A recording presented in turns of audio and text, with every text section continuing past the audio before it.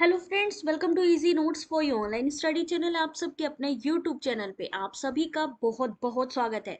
Friends, चलिए जल्दी से स्टार्ट कर लेते हैं आज की इस क्लास को, जो कि है 21 जून का पेपर। बहुत टाइम से बच्चे रिक्वेस्ट कर रहे थे 21 जून के पेपर के लिए, तो आज मैं दिखाने जा रही हूँ कि किस तरीके की डीआई के क्वेश्चन, किस तरीके की थ्योरी के क्वेश्चन पूछे गए हैं यहाँ पे। तो जल्दी से सब लोग एक बारी लाइव आ जाइए और क्या करना है भाई, एक बारी बता दीजिए कि ऑडियो विजुअल सबको क्लियर आ रहा है या नहीं आ रहा है। जल्दी से एक बारी कंफर्म कर दीजिए कि सबको विजिबिलिटी क्लियर है, क्योंकि वो चीज होनी प्रॉपर जरूरी है। जरा एक बारी जल्दी से बता दीजिए, फिर हम स्टार्ट करते हैं आज की क्लास को। थम्स अप कर दो सब एक बार। जो लोग भी इस समय क्लास में एक्टिव हैं, I request to all of you, एक बारी जल्दी से थम्स अप कर दीजिए कि यस, स्टार्ट करिए। इंपॉर्टेंट क्वेश्चन है ये आपके आने वाले एग्जाम के लिए। कई क्वेश्चन इसमें से आपके रिपीट भी होंगे या इससे मिलते जुलते क्वेश्चंस होंगे। ठीक है, प्रॉपर है। स्टार्ट करिए भाई। क्वेश्चन नंबर 1 आपको दिखाने जा रही हूं, डीआई का question, that is data interpretation. सबसे पहले ध्यान से सुनिएगा मेरी बात। कभी भी डीआई जब आप सॉल्व करने लगे, मान लीजिए आपको डीआई नहीं आती है, कोई बात नहीं, लेकिन डीआई को सॉल्व करने का एक तरीका मैं आप लोगों को बताने जा रही हूँ। वो ये है कि सबसे पहले आप क्या करेंगे, स्टेटमेंट को पढ़ेंगे। स्टेटमेंट में कई बार आपके क्वेश्चंस भी मौजूद होते हैं। तो पहला क्वेश्चन क्या है कि 2016 से 20 तक के लिए, 16 से लेके 20 तक के लिए 5 सालों के दौरान दो सॉफ्टवेयर कंपनी है। दो सॉफ्टवेयर कंपनी कौन सी है, ए और बी। ठीक है, वो दोनों क्या करती हैं, परियोजनाएं संचालित करती हैं, यानी उनके कुछ प्रोजेक्ट्स हैं जिनको वो करती है। ए और बी दो सॉफ्टवेयर कंपनी, और वहां पे ईयर लिखा है 16 से 20 तक। डेटा कहाँ है, यहाँ पे। अब क्या लिखा है कि यदि एल कंपनी ए के द्वारा 2018-19 को मिलाकर संचालित परियोजनाओं की कुल संख्या को दर्शाती है, और एम सरकारी योजनाओं की संख्या को सरकारी परियोजनाओं की संख्या को दर्शाती है, तो एल का 20% है, तो एल माइनस एम कितना होगा। Question number 1। जय माता दी बेटा, राधे राधे। बहुत वेट करते हैं। सो सॉरी, आज थोड़ा सा दोपहर में डिस्टरबेंस हो गया था, ठीक है, जिसकी वजह से, नेटवर्क इश्यू की वजह से मैं क्लास नहीं ले पाई। बट कोशिश करूंगी ये वाली क्लास में आप लोगों को बहुत ही मजा आने वाला है। अब देखिए, अब ये क्वेश्चन में आप कहोगे कि मैम ये m कहाँ से आया, ये l कहाँ से आया। अब डेटा तो a और b का दिया है। इन्होंने क्या कहा है कि l कंपनी a और 2018-19 को मिलाकर, तो एल कंपनी के लिए आपको क्या करना है, ए का डेटा उठाना है 2018 और 19 का, तो बन जाएगी आपकी कौन सी company, L company. M company के लिए इन्होंने कहा जो भी आपका एल होगा, एम कंपनी कब बनेगी, जब आप एल का 20% बनाएंगे। अब एल का 20% बनाने के बाद में फिर इन्होंने क्या कहा है, एल माइनस एम। तो L की वैल्यू यहां निकलेगी, M की वैल्यू यहां निकलेगी, माइनस करेंगे, डिफरेंस आंसर आ जाएगा। अब करना क्या है, ध्यान से देखिएगा। इन्होंने कहा L कब बनेगा, जब हम A के द्वारा 18 और 19 का डेटा ले लेंगे, यानी 360 250। मेरे साथ साथ सॉल्व करते चलिए। 360 प्लस 250 को जोड़ दीजिए, कितना बना, 610 बना। ये है हमारा एल कंपनी। अब इन्होंने कहा एम कब बनेगी, जब हम एल का 20% लेंगे। तो अब हम एल का निकाल लीजिए 20%, यानी 610 का 20% निकालेंगे तो कितना हो गया, एक जीरो यहां से हटाइए, यहां से हटाइए, यहां से हटाइए, दो एकम दो, दो छंग 12, यानी 122। कितना हुआ, ये बन गई हमारी एल एम कंपनी, ये हो गई हमारी एल कंपनी। क्वेश्चन है कि एल को माइनस कर दो एम के साथ में, यानी 610 को माइनस करिए 122। आंसर कितना आया, जल्दी से बताइएगा। सही जा रही हूं कि नहीं जा रही हूं। राजकुमार, दीपशिखा, राजेंद्र, विमलेश, समझ में आ रहा है कितना आंसर निकलेगा। बेटा मेरे साथ साथ जब भी हमारी क्लास में आइए, मैं बार बार आपसे कहती हूँ, ये मत सोच के आइए कि मैं किसी इंस्टीट्यूट को पढ़ा रही हूँ, ये बिल्कुल मत सोच के आइए कि मैं आपको सिर्फ क्वेश्चन दिखाऊंगी और चली जाऊंगी। मैं आपको यहाँ समझाने आ रही हूँ टाइम लेती हूं आपको समझाने का। सही आंसर क्या होगा बेटा? 610 माइनस एल माइनस एम करेंगे, कितना हुआ?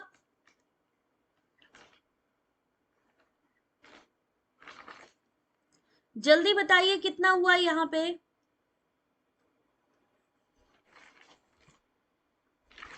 488 की 78?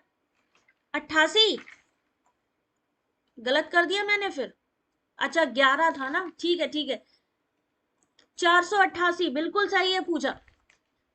पवन बिल्कुल करेक्ट बेटा। यहां तक समझ में आया कैसे हमने L और M को निकाला? ये वैल्यू निकल के बनेगी हमारी 488। ध्यान से देखिए, L की वैल्यू निकाल ली, यानी हमने A को जोड़ लिया है ना, 18 19। फिर M की वैल्यू निकाल ली क्योंकि हमने उसका 20% निकाल लिया। क्वेश्चन है कि दोनों को आपस में माइनस करके आंसर बताइए 488। किसको ये क्वेश्चन समझ में आ गया? एक बारी थम्स अप करिए। 21 जून का ये पेपर है, 2023 का लेटेस्ट क्वेश्चन पेपर। समझ में आ गई? आगे बढ़े। एल एम अगर आपकी स्टेटमेंट में लिखा हो तो कभी ये मत कंफ्यूज हो जाइएगा कि भाई मैं इसको सॉल्व कैसे करूं। ठीक है आशु, क्वेश्चन नंबर 2 पे ध्यान दीजिएगा। क्वेश्चन नंबर 2 आपके सामने क्या लिखा है? 17 से 19 में, 17 कहाँ है ये, और 17 से 19 में, यानी 17 से 19 में कंपनी बी के द्वारा संचालित परियोजनाओं की संख्या में कितने प्रतिशत की कमी आई? अब यहाँ पे था 17 में 320 और फिर है ये 190। 320 तो इन्होंने क्या कहा? परसेंटेज बताना है कि कमी हुई है या वृद्धि हुई है। जैसा कि इन्होंने पूछा है, इन्होंने स्टेटमेंट में पहले ही लिख दिया कि कमी आई थी, तो हमें पता है कि 320 और 190। अब हम सबसे पहले क्या करेंगे? 320 को लिखिए, 190 को लिखिए, आपस में माइनस करिए, बताइए कितना होगा। अभी दूसरा क्वेश्चन है श्रद्धा। अच्छा पूरा स्क्रीन पे नहीं दिख रहा है क्वेश्चन? एक मिनट बेटा होल्ड करो जरा सा। अभी देखिए बेटा दिख रहा है? पहले नहीं बताया, मैं पहले ठीक कर देती। अभी देखो सबको प्रॉपर दिख रहा है? बता दिया करो कहीं पर भी कोई भी इशू हो, क्योंकि आप लोगों का इसको देखना ज्यादा जरूरी है। नमस्ते रेखा। आशु दिख रहा है प्रॉपर? इधर से प्रॉपर हो गया अभी?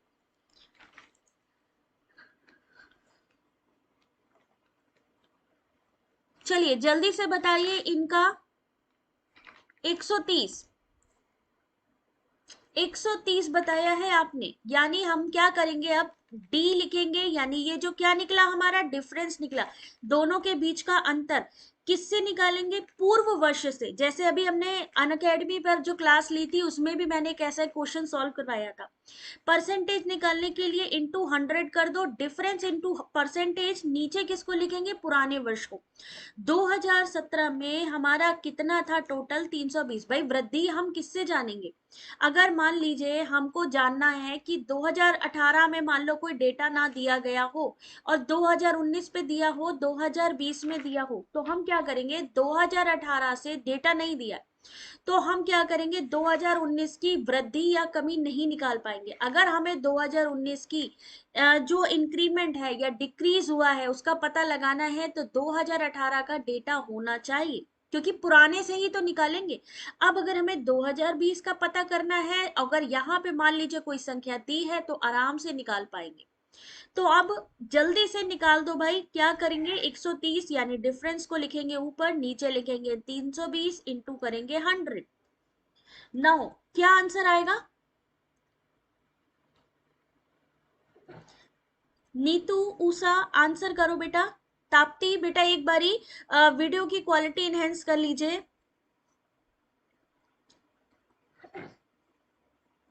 40.625 सही answer option number 1। Option number 1 इस क्वेश्चन का सही आंसर। अब अगर आप ध्यान से देखो तो 40 इंटू 8 कर दो और प्लस कर दो 5, कितना होगा? कितने प्रतिशत की कमी आई?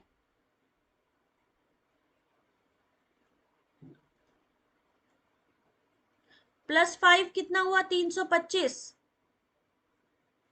कितना निकाला आपने भाई? 1300 को इन्होंने 32, 40, 5/8, ठीक है, पॉइंट में निकाल दिया पूजा ने, और यहाँ पे डायरेक्टली इन्होंने इस तरीके से निकाल लिया, ठीक है, ये आंसर होगा। क्वेश्चन नंबर 3, क्वेश्चन नंबर 3 कहता है कि 16 और 17 को मिलाकर बी कंपनी के द्वारा संचालित गैर सरकारी परियोजनाओं की औसत संख्या 127 है। तो 16 और 17 को मिलाकर उसी कंपनी द्वारा संचालित सरकारी परियोजनाओं की कुल संख्या कितनी होगी? बहुत ही आसान क्वेश्चन है, जल्दी से बताइए।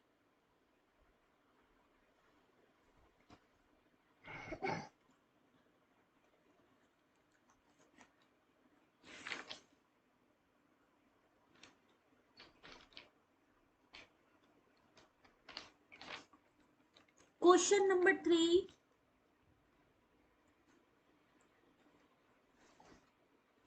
चलो यहाँ पे दिखाते हैं इसका आंसर, कंफ्यूज मत हो जाओ, ध्यान से देखो।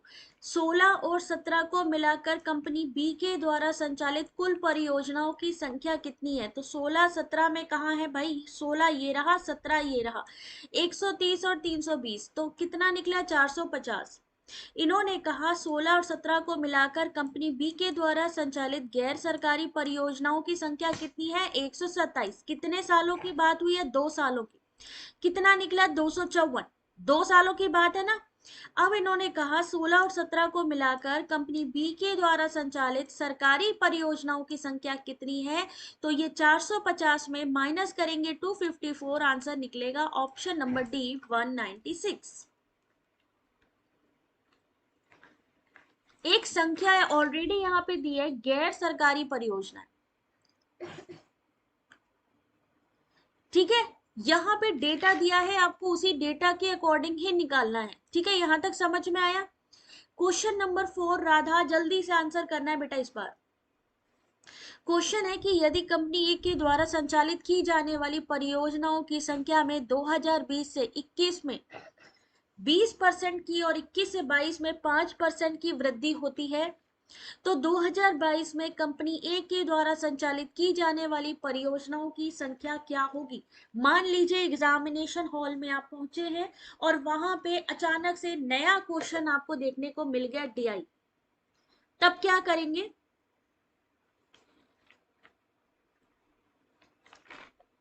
रंजना आंसर निकाला है या तुक्का मारा है? इस वाले क्वेश्चन का जल्दी से एक बारी कंफर्म करिए, कितने लोग तुक्का मारने जा रहे हैं इस वाले क्वेश्चन में? छोड़ के तो कोई भी नहीं आना है, क्योंकि निगेटिव मार्किंग है नहीं है इसमें। कैसे सॉल्यूशन निकलेगा क्वेश्चन नंबर 4 एक बारी बता दीजिए, देन फिर हम यहाँ पे आपको बताते हैं कि कैसे सॉल्व किया जाएगा ये क्वेश्चन।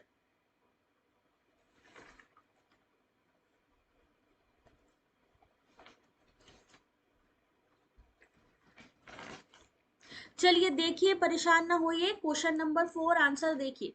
2020 में कंपनी ए के द्वारा 2020 में कंपनी ए के द्वारा कितनी थी? 300। इन्होंने कहा 20 से 21 में कंपनी ए के द्वारा संचालित की जाने वाली परियोजनाओं की संख्या में कितने प्रतिशत की वृद्धि होती है? 20%। तो 100 में 20 को जोड़ देंगे, कितना बना? 120%, निकाल लिया, कितना बना? 360। 21 से 22 में कंपनी ए के द्वारा संचालित की जाने वाली परियोजनाओं की संख्या में फिर 5% की वृद्धि हो गई। तो 100 में परसेंटेज कितने का होता है? 100 का, 100 में 5 जोड़ा, कितना बना? 105, यानी 360 का 105% निकालेंगे, कितना बनेगा? 378। आंसर क्या होगा? Option number 1। इस क्वेश्चन का सही आंसर ऑप्शन नंबर 1 378, ठीक है। ऐसे ही क्वेश्चन बेटा शबाना ध्यान से करने हैं आप लोगों को। क्वेश्चन नंबर 5, तैयार रहिए ऐसे क्वेश्चंस के लिए। 16 और 17 को मिलाकर 16 17 को मिलाकर ए के द्वारा संचालित परियोजनाओं की संख्या, और 18 और 20 को मिलाकर 18 और 20 को मिलाकर बी के द्वारा संचालित, यानी बी में 210 और 350 संख्या के बीच अंतर क्या है, सिर्फ इतना बताना है। 180 230 जोड़ लीजिए, बी में जोड़िए 210 एंड 350, दोनों को जोड़ के आपस में माइनस कर दीजिए, आपका आंसर आ जाएगा। गुड इवनिंग निशा, आंसर करो बेटा यहाँ पे जल्दी से इस क्वेश्चन का। वर्षा, क्या आंसर निकलेगा?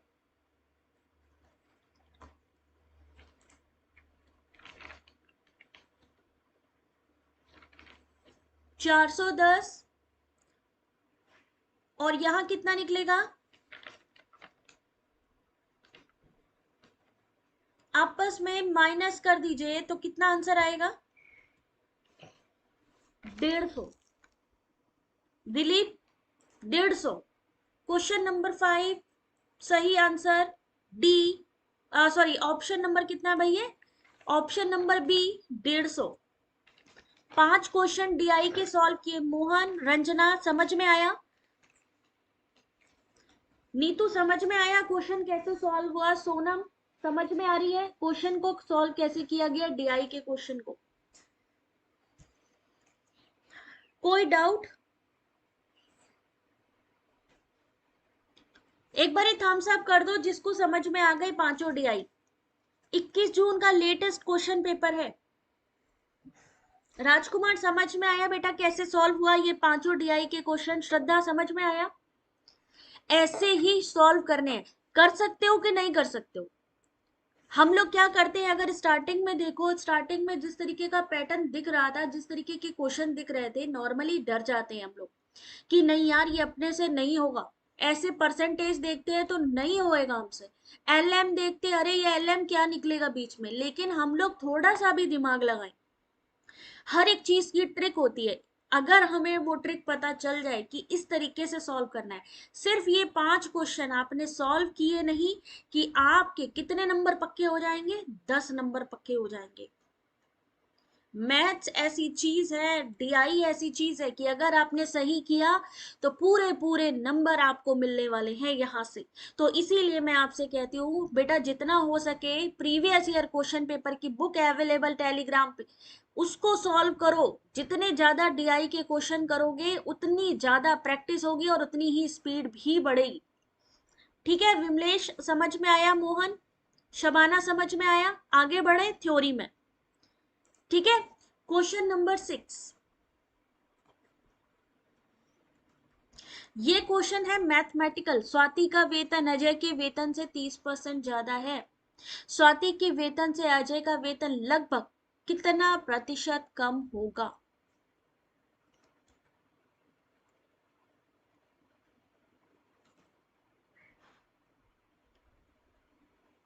Question number 6। जल्दी से मैं पहले इसका आंसर दिखा देती हूँ क्योंकि फिर टाइम लग जाएगा। यहाँ पे हमें किसी का वेतन नहीं पता है, लेकिन हमें क्या करना है, अजय का वेतन कितना कम है ये पता करना है। हमें किसी का भी वेतन यहाँ पे सैलरी नहीं पता है, हम मान लेंगे कि 100 है उसकी सैलरी। ठीक है, अजय के वेतन से 30% ज्यादा है, तो क्या करेंगे, जब भी मान लो 30% ज्यादा है तो 100 में उसको जोड़ दीजिए। अगर 20% कम है तो 20 माइनस कर दीजिए। तो मान लीजिए अजय का वेतन है 100 और यहाँ पे हमने 130 का निकाल लिया, वैल्यू 130 हो गई। अब 20% कमी यानी कितनी कमी हो गई? पुराने वैल्यू से हमने लिया, आंसर निकल के आया 23.076 यानी लगभग 23%। 23% इस क्वेश्चन का सही आंसर। ठीक है, क्वेश्चन नंबर 7 देख सकते हैं, आईसीटी का ये क्वेश्चन। एक जीयूआई का फुल फॉर्म क्या होता है, जल्दी से कमेंट करिए। एक जीयूआई विंडोज और मेन्यूज के प्रयोग को शामिल करता है और बहुत सारी मेमोरी और संसाधन लेता है। एक जीयूआई प्रयोग करने के लिए प्रयोगकर्ता को सिस्टम कमांड की एक सूची सीखनी होती है। Question number 7 in front all of you.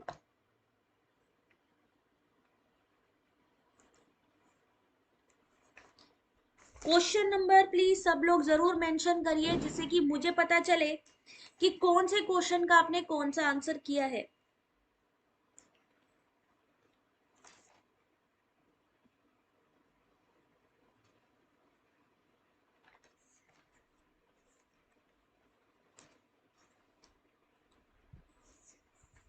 Question पढ़ लिया हो तो एक बारी थम्स अप करना, क्योंकि रीडिंग बहुत जरूरी है, कॉम्प्रिहेंशन भी लेंदी होते हैं आपके। इवन आपका जो चाहे कोई भी आप यूनिट उठाओ वो भी आपको टफ ही मिलेगी। सही आंसर है, पवन ने कहा है ए, नेहा ने कहा है ए। चलो देखते हैं सही है या नहीं। सही आंसर है सी,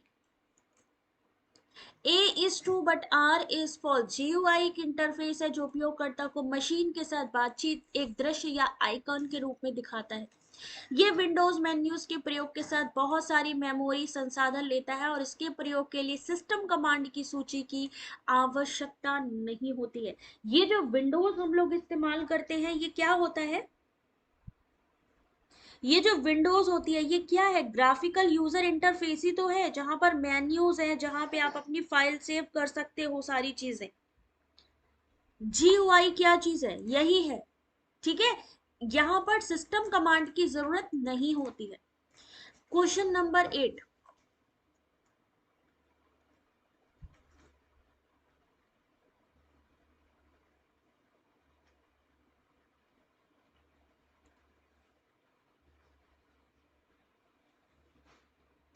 क्या होगा इस इनियक, इनिक क्या था ये है क्या, किसका फुल फॉर्म पूछा गया है यहाँ पे।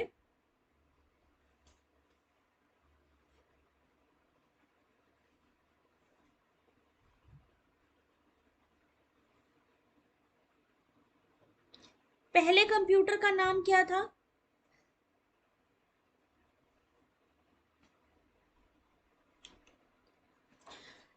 इनियक का पूर्ण रूप क्या है, electronic numerical integrated and calculator.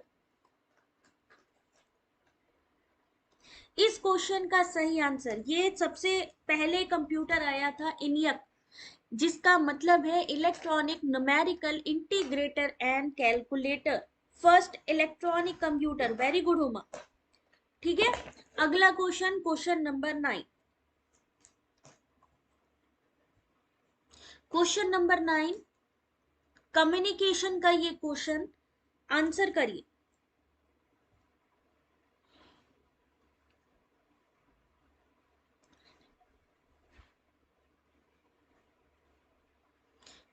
Communication, the type of power as related to communication in sequence are।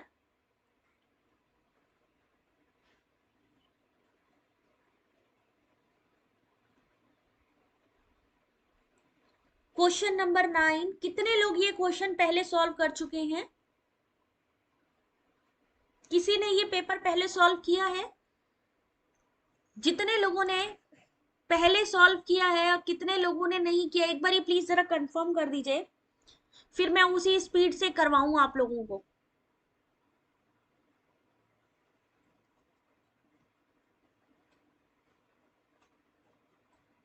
सही आंसर ऑप्शन नंबर डी है, यानी सबसे पहले क्या आएगा, विधि संगत, फिर क्या आएगा, प्रसंगार्थ, उसके बाद आएगा पुरस्कार, फिर आएगा आपका निग्रही और लास्ट में आएगा अनुनयात्मक। किसी ने ये पेपर पहले सॉल्व किया है, नहीं किया, यानी बहुत इंपॉर्टेंट है ना, सॉल्व करना बहुत जरूरी है भैया इन सबको। क्वेश्चन नंबर 10, यानी आप ये क्वेश्चन फर्स्ट टाइम अटेम्प्ट कर रहे हैं अल्टीमेटली। देखिए ये जो पैटर्न है कैसा पैटर्न है एग्जाम का। इवेल्युएशन, टाइप ऑफ इवेल्युएशन, अभी तक इवेल्युएशन के बारे में हम लोग क्या जानते थे, सबमेटिव है, डायग्नोस्टिक है, हमारा फॉर्मेटिव है। तो ये कौन सा मूल्यांकन है भाई, फर्स्ट टाइम किया संगीता। चलो वेरी गुड, अच्छी बात है, एटलीस्ट हम उस चीज पर तो पहुंचे कि हमें ये चीज करनी है, कुछ नई चीज हम लोग कर रहे हैं। तो इसी बात पे भाई एक बारी लाइक शेयर तो कर ही देना यार, वीडियो को अपने फ्रेंड्स में शेयर करना, जो यूजीसी नेट की तैयारी करें अपने ग्रुप में कर देना। और अगर सब्सक्राइब नहीं किया है तो सब्सक्राइब करना बिल्कुल मत भूलना। तो type of evaluation, program planning evaluation, process monitoring, impact outcome and cost effective evaluation. सही आंसर देखिए ऑप्शन नंबर डी होगा इस क्वेश्चन का सही आंसर। प्रोग्राम इन्वेंशन यानी कार्यक्रम हस्तक्षेप, योजना मूल्यांकन, किसी कार्यक्रम हस्तक्षेप की आवश्यकता। प्रक्रिया निगरानी, मूल्यांकन, सेवा प्रदायकी की दक्षता, प्रभाव परिणाम मूल्यांकन, किसी कार्यक्रम हस्तक्षेप की प्रभाविता, लागत प्रभावी मूल्यांकन, सेवा प्रदान करने की लागत। गुड इवनिंग सृष्टि, डीआई आपने निकाल दी बेटा, डीआई अभी देख लेना बैक करके। Question number 11, smartphone will connect to the internet only through WiFi. Smartphone केवल वाईफाई के माध्यम से ही इंटरनेट से जुड़ते हैं।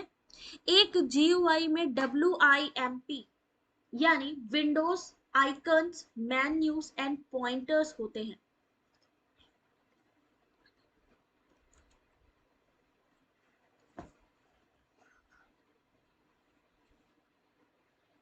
स्मार्टफोन किस किस के पास है? जया, हेमलता, आपके पास है?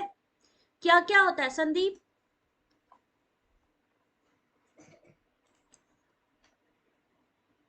स्मार्टफोन केवल वाईफाई के माध्यम से ही जो है आप जो फोन यूज कर रहे हो वो क्या आपका जो है स्मार्टफोन है या नहीं है? सही आंसर है डी, पहला गलत दूसरा सही, बिल्कुल सही बात है। जीयूआई में विंडोज भी होते हैं। आपसे पूछा जा सकता है ये वाला पॉइंट दोबारा से कि जीयूआई में क्या चीज होती है, या WIMP का फुल फॉर्म। तो विंडो आइकन, मेन्यू, पॉइंटर्स, याद रखिएगा। Question number 11। क्वेश्चन नंबर 12, कौन सा विंडो आधारित सॉफ्टवेयर उपकरण है जिसका प्रयोग ग्रंथ सूचियों यानी बिब्लियोग्राफी के प्रकाशन और प्रबंधन में किया जाता है? Managing and publishing bibliography. Question number 12। आज नेटवर्क इशू रेखा मेरे साथ भी दोपहर में बहुत था बेटा, इसी वजह से मैंने डिले करी क्लास, फिर बाद में आराम से देख लेना अगर प्रॉपर नहीं दिखे तो।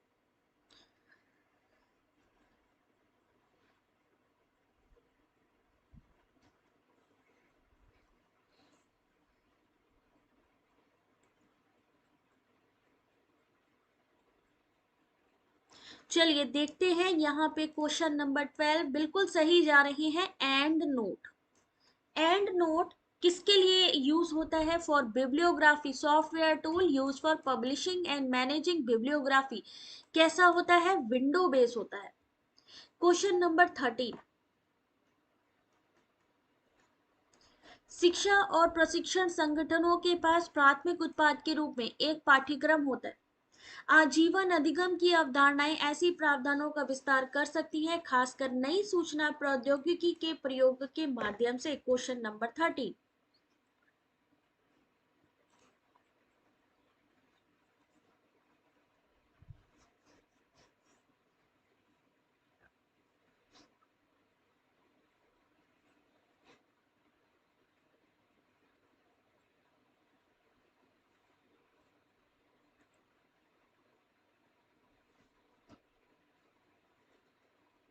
क्वेश्चन नंबर 13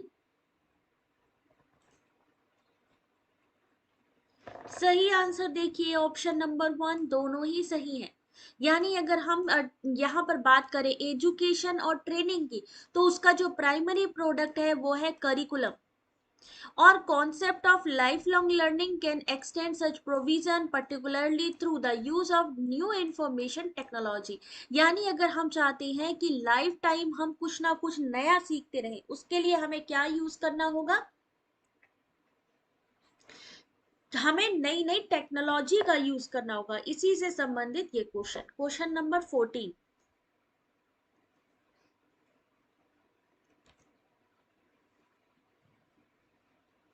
ये लेटेस्ट क्वेश्चन पेपर है जो कहीं भी नहीं मिलेगा। 21 जून का पेपर आपके सामने कहीं भी अवेलेबल नहीं है। Shift 1 for paper 1, UGC net paper 1। और ना सिर्फ ये नेट में आता है, आपके सेट में भी आते हैं, आपके PhD एंट्रेंस में भी ये एग्जाम में क्वेश्चन पूछे जाते हैं। उस सिद्धांत का क्या नाम है जिसका कथन है कि विद्यार्थियों को ना तो अति सरल कार्य से उबाना चाहिए, ना ही समझ में ना आने वाले अध्यापन से। उन्हें पीछे छोड़ देना चाहिए। Question number 14 correct answer is Deepika. देखो भैया क्वेश्चन पेपर लेट हो गया। प्रतिभा, राधे राधे। सीमा, 21 जून का पेपर। क्वेश्चन नंबर 14 सही answer option number D, problem of the match यानी मेल की समस्या। मेल की समस्या के सिद्धांत का कथन है कि विद्यार्थियों को ना तो अति सरल कार्य से उबारना चाहिए, ना ही समझ में ना आने वाले अध्यापन से उन्हें पीछे छोड़ देना चाहिए। क्वेश्चन नंबर 15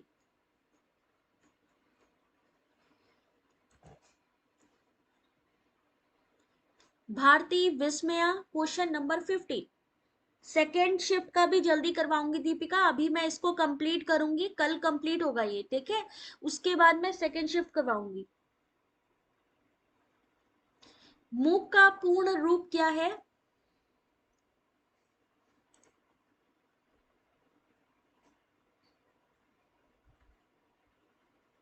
सही आंसर है option number 1, massive offline open courses. Question number 15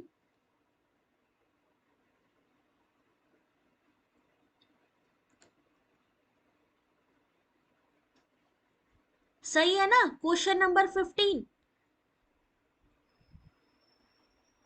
किसको लगता है कि मैंने ऑप्शन गलत टिक किया है? सीमा, कमेंट हो रहा है कि नहीं हो पा रहा है? सब लोग देखो सब्सक्राइब कर लो, क्योंकि ये सब्सक्रिप्शन मोड पे है, यानी कि आप सब्सक्राइब करोगे तो ही यहाँ कमेंट आएगा। कोई चार्जेस नहीं है यहाँ पे कमेंट करने के, इसलिए आप सभी लोग पार्टिसिपेट करिए। ऑप्शन नंबर 1 सही है? सही नहीं है, क्योंकि सही आंसर है option number B, massive open online courses. Very good job. Question number 16 देख सकते हैं, लेंथ ऑफ क्वेश्चन।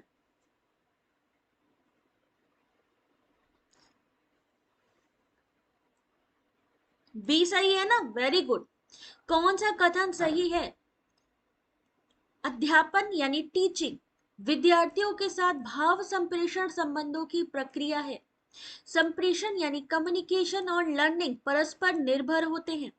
प्रभावी संप्रेषण संबंध का अर्थ है विद्यार्थी के बोध को अधिकतम करना। अध्यापन और संप्रेषण एक दूसरे से स्वतंत्र होते हैं। एक तरफ ये कह रहे हैं स्वतंत्र होते हैं और एक तरफ ये कह रहे हैं कि निर्भर होते हैं। दोनों चीजों में ध्यान से देखना टीचिंग लर्निंग में। अनुदेशात्मक यानी इंस्ट्रक्शनल कम्युनिकेशन का विद्यार्थियों की सफलता से कोई संबंध नहीं है। क्वेश्चन नंबर 60 फिर भी नहीं हो रहा था। अरे पता नहीं आज टेक्निकल इशू बेटा आ रहा है बहुत ज्यादा, इसी वजह से हो सकता है कि इशू आ रहा हो। क्वेश्चन नंबर 16 सही आंसर है option number 1, A B and C. ध्यान से देखिए, अध्यापन यानी teaching is a process of affective communication relationship with student. बिल्कुल सही बात है। Communication and learning are interdependent. अगर हम अच्छे से कम्युनिकेशन नहीं कर पाते हैं या हम एक चीज आपको समझा नहीं पाएंगे तो आपको लर्निंग भी नहीं होगी। Effective communication relationship means maximizing student understanding. अगर मेरा कम्युनिकेशन अच्छा होगा देन आपको समझ में आएगा। आपको समझ में आएगा तो आप क्लासेस अटेंड करोगे और क्लासेस अटेंड करोगे तो हायर पार्टिसिपेशन होगा। क्या होगा? हायर पार्टिसिपेशन होगा। और एक इफेक्टिव क्लासरूम कैसी होती है कि जहां पे क्वालिटी एजुकेशन हो, एक्टिव पार्टिसिपेशन हो। ठीक है। क्वेश्चन नंबर 17 याद रखिए, किसी भी यूनिट का क्वेश्चन कभी भी आ सकता है। हो सकता है किसी में डीआई का क्वेश्चन बाद में हो, किसी में पहले हो, किसी में एनवायरनमेंट दूसरे नंबर पे हो या तीसरे नंबर पे हो, तो कंफ्यूज मत हो जाइएगा। प्राकृतिक रूप से पाए जाने वाले यूरेनियम की संवर्धन प्रक्रिया में विखंडनीय U235 की मात्रा 0.7% से बढ़कर निम्नलिखित हो जाती है। हेमलता क्लास का टाइम बेटा 8:30 रहता है, 8:30।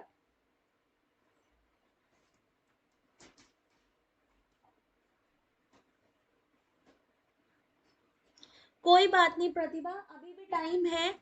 जब तक हम हार नहीं मान लेते तब तक टाइम ही टाइम है। मधु 8:30 बजे बेटा शाम को डेली क्लास होती है, ठीक है। आप सबसे रिक्वेस्ट है टेलीग्राम ज्वाइन करिएगा, क्योंकि टेलीग्राम पे डेली बेसिस पे क्विज होते हैं। बच्चे पार्टिसिपेट करते हैं, आप लोग भी करिए जिससे ज्यादा क्वेश्चन आपके प्रिपेयर हो सके। भाई ज्यादा क्वेश्चन सॉल्व करेंगे, ज्यादा प्रैक्टिस होगी। सही आंसर इसका ए भी है और बी भी है। अधिकांश परमाणु ऊर्जा रिएक्टर ईंधन के रूप में आइसोटॉप किसका यूज करते हैं? आइसोटॉप यूरेनियम जो 235 है। ये खनन किए गए प्राकृतिक यूरेनियम का केवल 0.7 बनाता है और इसे संवर्धन नामक प्रक्रिया के माध्यम से बढ़ाया जाना चाहिए। यूरेनियम 235 की सांद्रता 0.7 से बढ़कर 3% से 5% के बीच हो जाती है, जो कि अधिकांश रिएक्टरों में उपयोग किए जाने वाला एक स्तर या लेवल होता है। क्वेश्चन नंबर 18, इसमें आपको क्या बताना है? यहाँ पे तर्क वाक्य दिए हैं कि कोई भी परमाणु शक्ति संपन्न पनडुब्बियां वाणिज्यिक जहाज नहीं है, इसलिए कोई भी युद्धपोत वाणिज्यिक जहाज नहीं है। चूंकि सभी परमाणु शक्ति संपन्न पनडुब्बियां युद्धपोत है, आपको क्या बताना है? Figure and mood, classical square of opposition, figure and mood.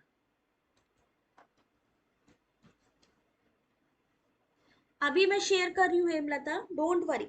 WhatsApp भी है, व्हाट्सएप चैनल, व्हाट्सएप ग्रुप, उसको भी आप सभी लोग जिनके पास भी जो व्हाट्सएप यूज करते हैं जरूर ज्वाइन करें।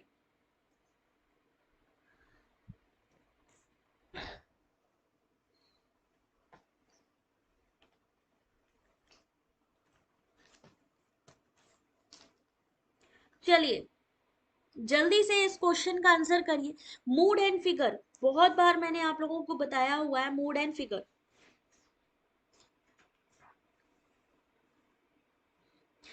पहला जो प्रीमाइस है, कितने प्रीमाइसेस दिए गए? 2 प्रीमाइस और एक कंक्लूजन। 2 premises and 1 conclusion.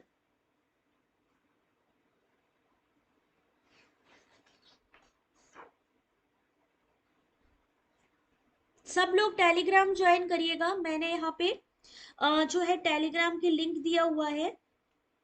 यहाँ पे डेली बेसिस पे क्विज होते हैं, ठीक है। बाकी व्हाट्सएप का डिटेल भी मैं इसी में आप लोगों को पिन कर दूंगी। चलिए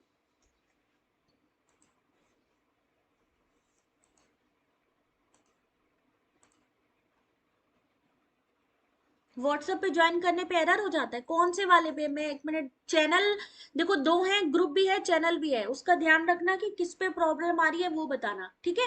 अभी देखो पहला क्वेश्चन, पहला एक स्टेटमेंट ये रहा आपका, पहला प्रीमाइस ये है, दूसरा प्रीमाइस ये रहा, और आंसर कहाँ आया है? सी में आया है। कोई भी, जहां भी कोई भी लगा हो, कोई भी नहीं है, कोई भी नहीं है, क्या हो जाएगा? ये हमारा ई हो जाएगा, यानी यूनिवर्सल निगेटिव हो जाएगा, ठीक है। नो, जहां पर भी नो, नो क्वांटिफायर किसका है? ई का है। दूसरे में भी ई क्वांटिफायर आया है, पहले में भी ई क्वांटिफायर आया है, ठीक है। उसके बाद में इन्होंने क्या कहा? सभी परमाणु, ए सभी किस में आता है? ऑल लगेगा तो किस में आएगा? यूनिवर्सल पॉजिटिव में। तो ये बना हमारा मूड। अब इन्होंने कहा फिगर कौन सा है, तो यहां मुझे बताइए मिडिल टर्म कौन सा है? हम मूड फिगर किससे निकालते हैं? Through middle term. मध्य पद इनमें से कौन सा है?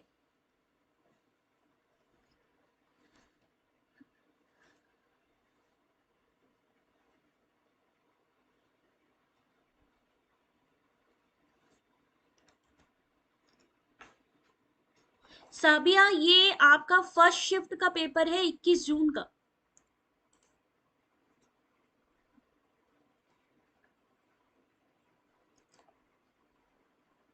क्या निकलेगा क्वेश्चन नंबर 18 का सही answer? Option number C, option number C. क्या है यहाँ पे? आपको जो मिडिल टर्म है, मिडिल टर्म पता होना चाहिए। कोई भी परमाणु शक्ति संपन्न पनडुब्बियां वाणिज्यिक जहाज नहीं है, कोई भी युद्धपोत वाणिज्यिक जहाज नहीं है। चूंकि सभी परमाणु शक्ति संपन्न पनडुब्बियां युद्धपोत है, यानी वाणिज्यिक जहाज नहीं है, और वाणिज्यिक जहाज नहीं है, ये 2 स्टेटमेंट आए हैं यहाँ पे। कॉमर्शियल वेसल यहाँ पे मिडिल टर्म में आता है, और हमारा जब हम मूड फिगर बनाते हैं तो क्या करते हैं? थर्ड में क्या होता है यहाँ पे? थर्ड में अगर दोनों ही मिडिल टर्म क्या हो, सबसे किसमें आए, बताया था ये।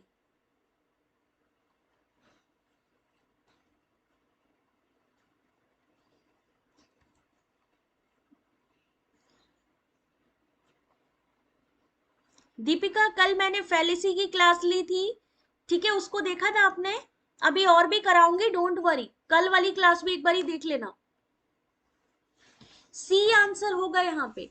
अगर पहला और आखिरी में आता है तो आपका फिगर 1 हो गया, अगर दोनों आखिरी में हो तो क्या होगा, फिगर 2, दोनों स्टार्टिंग में हो तो फिगर 3, और दोनों एक लास्ट में हो, दूसरी प्रेमाइस में स्टार्टिंग में और पहली प्रेमाइस में लास्ट में हो तो 4। इसको समझने के लिए मैं एक क्लास लूंगी आप लोगों की एमसीक्यू से रिलेटेड, तो वहां पे आपके जितने भी ये क्लासिकल स्क्वायर ऑफ ऑपोजिशन है क्लियर हो जाएंगे, तो बने रहिएगा। क्वेश्चन नंबर 19,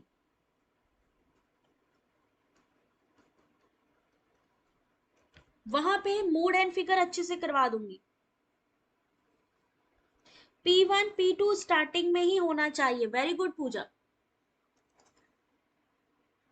दूसरा क्वेश्चन है, देखो इंग्लिश में यहां से पढ़ लो, ठीक है। इस तथ्य के बावजूद कि क्लोरोफ्लोरोकार्बन संपूर्ण पृथ्वी पर समान रूप से वितरित है, ओजोन क्षय दक्षिणी ध्रुव पर विशेषतः उच्चारित है। कारण है कि दक्षिणी ध्रुव पर हिमद्रवा की उपस्थिति क्लोरीन ऑक्सीजन बंध को और अधिक सख्त बनाता है।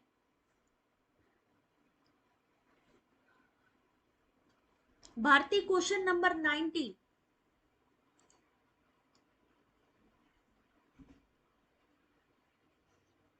गोविंद ये जो क्वेश्चन है ये आपके ज्यादा पुराने नहीं है, मैं कहूँ आपके ये लेटेस्ट क्वेश्चन पेपर मैं आप लोगों को करवा रही हूँ, जो कहीं पर भी नहीं अवेलेबल होगा।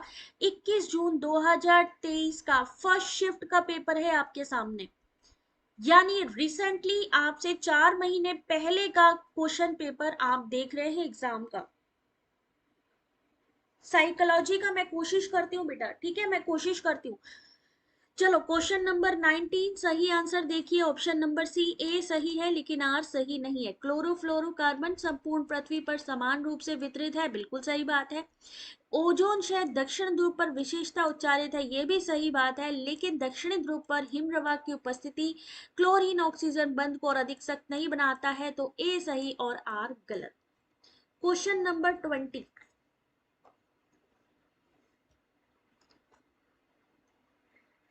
क्वेश्चन नंबर 20 ध्यान से देखिए, एक क्वेश्चन आपके सामने लॉजिकल रीजनिंग का।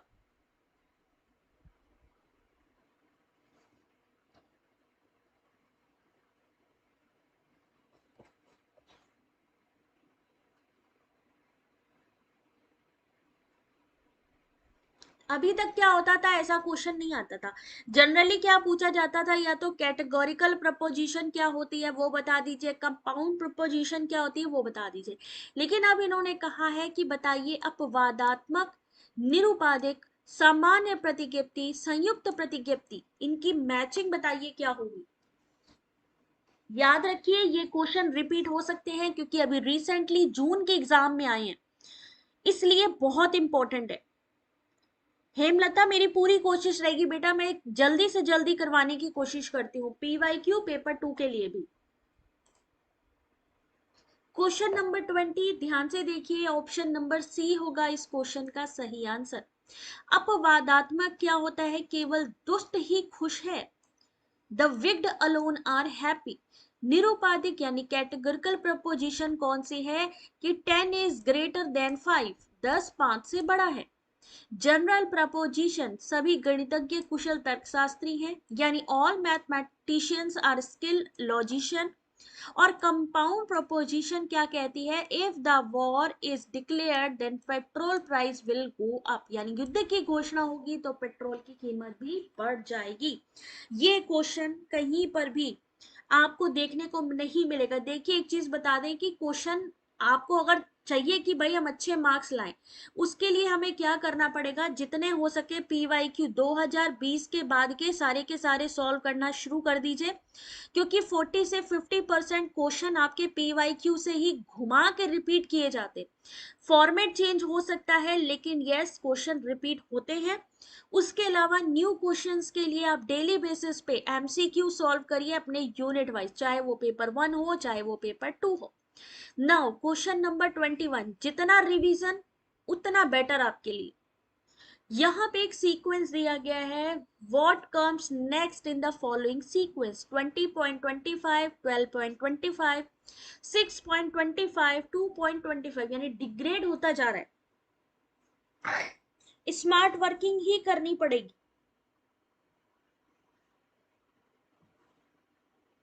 संस्कृत का फर्स्ट पेपर, सीमा डेट मुझे बताना कौन सी डेट का, क्योंकि कुछ क्वेश्चंस मैंने जून के करवाए हुए हैं। आप लोग प्लीज प्लेलिस्ट में जून के पेपर देख लीजिएगा, क्योंकि कुछ मैंने करवाए हैं और उसकी PDF मैंने वेबसाइट पर भी अपलोड किया है, और ये PDF भी कंप्लीट होने के बाद मैं वेबसाइट पर अपलोड करूंगी। 21 का सही आंसर विजय क्या होगा, सही आंसर ऑप्शन नंबर सी होगा। क्या होता जा रहा है, -8, -6, 4 एंड 2, ठीक है, यानी यहाँ पे घटते क्रम में है, तो सही आंसर होगा option number C 0.25। Next question, question number 22,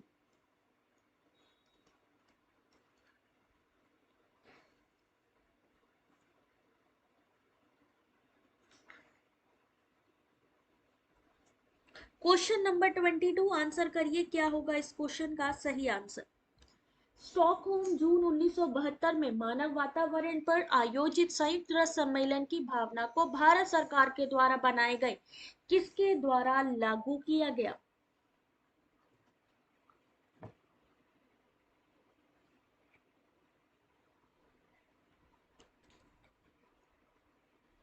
द्वितीय क्या होगा इस क्वेश्चन का सही आंसर।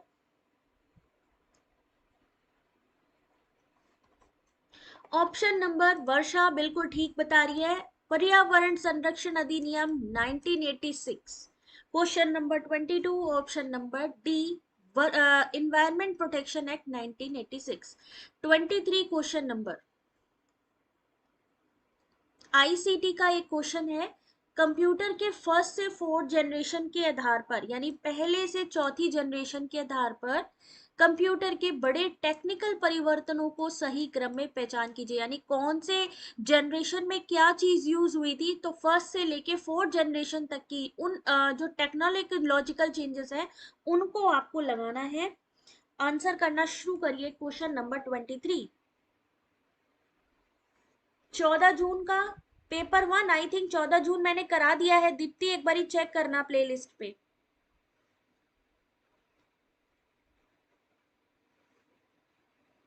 इस क्वेश्चन का Deepshikha Huma correct answer option number C, यानी सबसे पहले क्या आएगा, सबसे पहले क्या आया था, वैक्यूम ट्यूब आई थी, फिर आया था ट्रांजिस्टर, फिर आया था आपका इंटीग्रेट सर्किट, और फिर आया माइक्रो प्रोसेसर।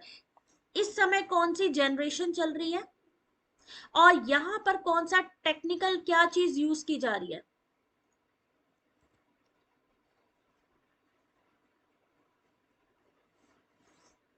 इस समय किस चीज का यूज कर रहे हैं हम लोग, कौन सी जनरेशन है।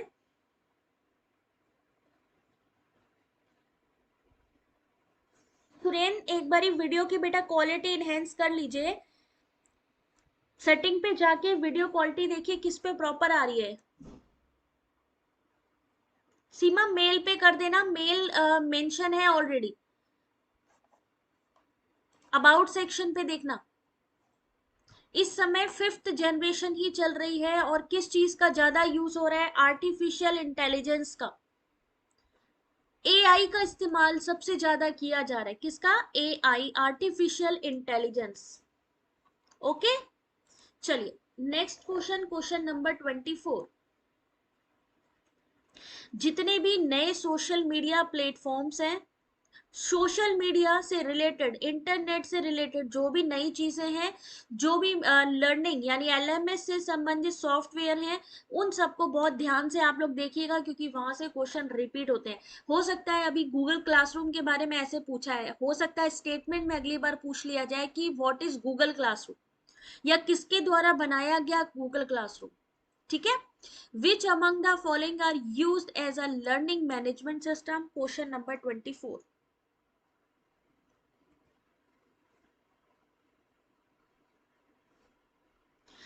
गोविंद मॉर्निंग में नहीं चलता है। ठीक है, मॉर्निंग में नहीं चलता। एक्चुअली मेरी बेटी छोटी है, जिसकी वजह से मुझे उसको स्कूल वगैरह लाने ले जाने का टाइम लग जाता है, तो डेट इज वाई मैं मॉर्निंग में ले नहीं पाती हूँ, बट यस मैं सोच रही हूँ लेने की। तो जैसा भी होगा मैं आप लोगों को टेलीग्राम पे अपडेट करूंगी। आप सबसे रिक्वेस्ट है, एग्जाम आ रहा है, टाइम कम है, चीजें काफी कवर करनी है, तो टेलीग्राम पे जुड़े रहिए। अगर मैं मान लीजिए 11-12 बजे भी कोई क्लास लूं, तो आपको पता होना चाहिए उसके बारे में। ठीक है। तो चलिए, यहाँ सही आंसर इस क्वेश्चन का ऑप्शन नंबर BCNE, यानी गूगल क्लासरूम हो गया, आपका जुमला हो गया, ऑप्शन नंबर ई मूडल हो गया। याद रखिए, जुमला का फुल फॉर्म, मूडल का फुल फॉर्म हमेशा आता है एग्जाम में, इनको याद रखिए। Question number 25। क्वेश्चन नंबर 25, भाषा के उपयोग करने के संदर्भ में निम्नलिखित में कौन से ना तो सही है और ना ही गलत है।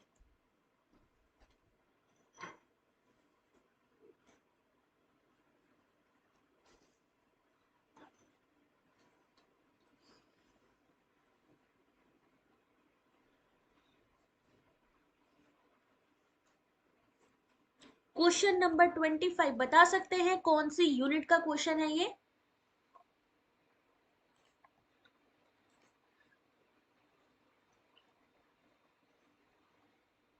गूगल मीट क्या है? जैसे हम जूम मीटिंग करते हैं ना, जूम मीटिंग के बारे में सब लोग जानते होंगे, वही चीज आपकी गूगल मीट की तरफ से भी है, वीडियो कॉन्फ्रेंसिंग करने के लिए। सही आंसर है option number B, A and B only, directive discourse and emotive discourse. ना सही है और ना ही गलत है। Question number 25। क्वेश्चन नंबर 26, शोध प्रकाशन के संदर्भ में SSCI का पूर्ण रूप क्या है? Question number 26।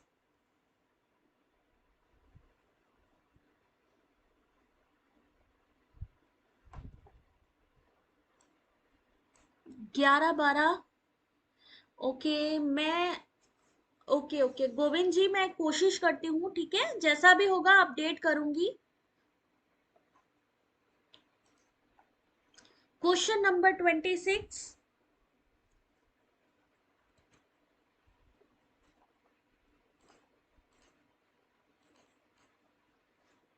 और सही आंसर इस क्वेश्चन का बताएंगे नेक्स्ट क्लास में। तब तक अपना ध्यान रखें, जाने से पहले अपना फीडबैक देना बिल्कुल ना भूलें। अब जो नेक्स्ट क्लास होगी उसमें मैं इस क्वेश्चन का आपको आंसर बताने वाली हूँ। तो अब मिलेंगे आपसे कल की क्लास में, तब तक अपना ध्यान रखें। जाने से पहले अपना फीडबैक देना ना भूलें कि आपको क्लास कैसी लगी और क्या देखना चाहते हैं आप लोग क्लास में, जरूर बताइएगा। और MCQs भी मुझे कराने हैं, तो उसके लिए भी रेडी रहिए। हो सकता है अगर मुझे रात को समय मिल जाए 10 बजे का, तो मैं 10 बजे भी करवा सकती हूँ। तो आप सबसे रिक्वेस्ट है, ज्वाइन टेलीग्राम, क्योंकि वहां पर मैं आपको अपनी सारी क्लासेस की अपडेट प्रोवाइड करती हूँ। और अच्छी लगी हो क्लास तो भाई एक बारी लाइक जरूर कर देना, ठीक है, और शेयर कर देना। और कल मिलेंगे आपसे, तब तक के लिए अपना ध्यान रखिए। Take care, God bless you. और ये PDF मैं वेबसाइट पर लगाऊंगी। I request to all of you, June 2023 के जो क्वेश्चन पेपर का आर्टिकल होगा, वहां से आप इसको जरूर कलेक्ट करिएगा। इवनिंग का क्वेश्चन भी बिल्कुल डेफिनेटली नहीं तो वो भी कराऊंगी, कोई बात नहीं विजय। चलिए, thank you so much guys, like share and subscribe, all the very best.